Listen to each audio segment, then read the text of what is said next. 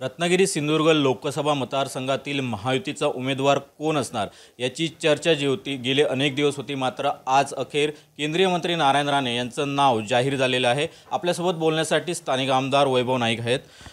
Sir, कसं पाहताय राणेंची उमेदवारी जाहीर झाली?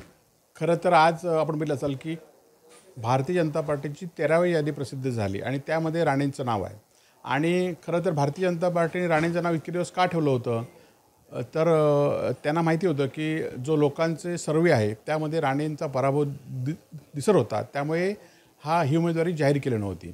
आणि जर भाजप आणि महायुतीला लोकांचा भाजपला जर हा उमेदवार 13व्या यादीत असं वाटलं असेल की 13व्या यादीत यांचं नाव ठेवावं किंवा ह्यांना उमेदवारी किरण सामंतसारख्या नवख्या उमेदवाराने त्यांची उमेदवारी रोखून धरली आणि त्यामध्ये राणेंची किंमत किती आहे भाजपमध्ये, आणि जर राणेंचीच भाजपमध्ये किंमत असेल तर इथल्या जनतेने त्यांच्याबरोबर का राहावं असा प्रश्न रत्नागिरी सिंधुदुर्गातल्या नागरिकांना आणि मतदारांना पडलेला आहे। आणि त्यामुळे येणाऱ्या निवडणुकीमध्ये राणेंचा पराभव या मतदारसंघातील नागरिक करतील। त्याचबरोबर आज आपण बघत असाल की इतके वर्ष ही लढाई सुरू होती की राणेंनी ही तिकीट फक्त आपल्या 2 मुलांच्या राजकीय पुनर्वसनासाठी घेतलेलं आहे। आज राणे 10 वर्षापूर्वी राणे आणि त्यांचे 2 चिरंजीव एवढ्यापुरता हा जिल्हा होता, त्यामुळे लोकांनी बंड केलं होतं।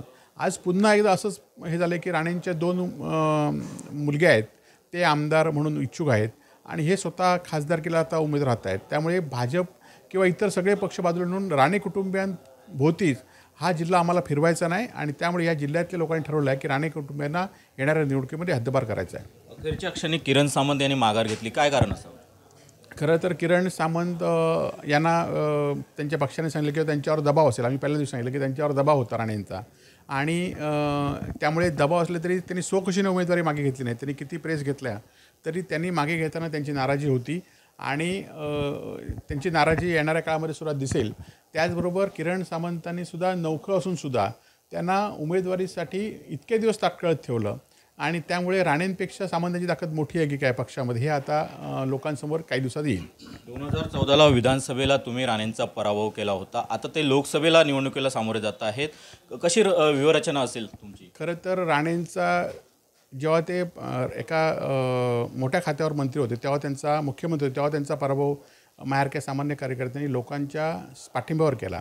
आणि आज राणेंनी गेल्या 10 वर्षामध्ये त्यावेळेस ते उद्योगमंत्री होते, पण ते राज्यात होते आणि राज्यातले उद्योगमंत्री असताना त्यांचा राज्यात पराभव झाला। आता केंद्रातले उद्योगमंत्री असताना केंद्राच्या निवडणुकीत जी खासदारकी निवड त्याचा पराभव होईल आणि हे समीकरण तसंच 2024चं राज्यातल्या उद्योगमंत्री जसा पराभव झाला तसाच केंद्रातल्या उद्योगमंत्र्यांचा पराभव करण्याची संधी आज आम्हाला मिळणार आहे। एबीपी आणि सी वोटर यांचा एक सर्वे आला आणि त्या सर्वेत रत्नागिरी सिंधुदुर्ग लोकसभा मतदारसंघात विनायक राऊत यांचा पराभव दाखवला जातो, तो नारायण राणेंचा विजय दाखवला जातो, याकडे तुम्ही कसं पाहता? खरं तर आता म्हणजे प्रचाराची मतदानाची पहिली टप्पा 19 तारीखला होणार आहे आणि तोपर्यंत असे सर्वे करण्याची संधी सर्वे कंपनींना आहेत आणि ते सर्वे मॅनेज असतात, हे आता लोकांना सांगण्याची गरज नाही। आणि त्यामुळे आता कुठेतरी हे सर्वे आल्यामुळे त्यांचं काहीतरी हितसंबंध असतील आणि त्यामुळे या सर्वेचा आणि ह्याचा कुठलाही संबंध नाही। शेवटचा प्रश्न, सिंधुदुर्गात ठाकरे विरुद्ध राणे असा संघर्ष कायम पाहायला मिळतो, आता पण राणे विरुद्ध ठाकरे असेल की तुम्ही भाजप विरुद्ध सेना असं कराल? नाही, खरं तर आपण बघितलं असाल की आज शिवसेना का फोडली तर बाळासाहेबांचे विचार घेऊन शिवसेना फोडली म्हणून काही लोक सांगत होते। आज माझा शिंदे गट, आज खरं तर सिंधुदुर्ग जिल्ह्यामध्ये शिंदे गटाचं अस्तित्व नाही, कारण जे अस्तित्व होतं ते शिंदे गटाचं मंत्रिपद घेऊन ते अस्तित्व केसरकरांनी भाजपला विकलेलं आहे, आपलं अस्तित्व ठेवलं नाही।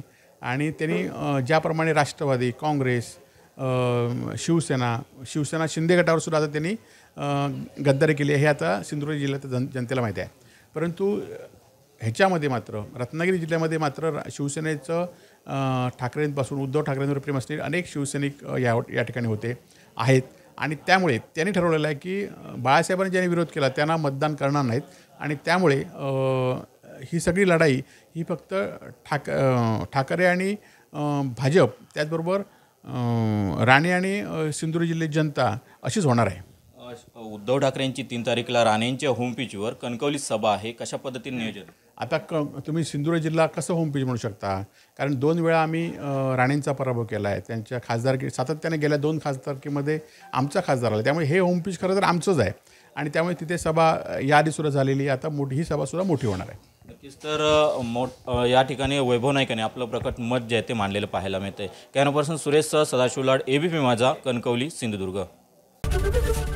एबीपी माझा, उघडा डोळे बघा नीट.